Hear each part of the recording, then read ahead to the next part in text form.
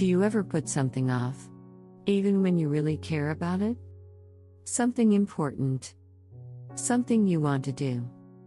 But you still don't start. And then you feel guilty about it? This is very common with ADHD. And it's not about being lazy. It's about how your brain processes motivation. What's something you've been putting off even though it matters to you? ADHD brains don't respond well to importance. They respond to interest, urgency, or emotion. So if a task doesn't feel urgent, your brain struggles to act, even if it matters to you. That's why you can care deeply about something and still avoid it. One simple way to help is to create a small sense of urgency.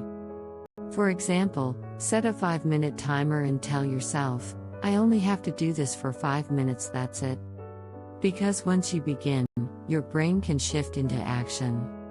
If this happens to you, you're not alone. And it doesn't mean there's something wrong with you. Your brain just works differently.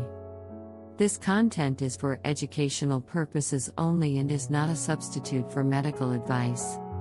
If this helped you understand your ADHD brain, subscribe to Focus Mode ADHD.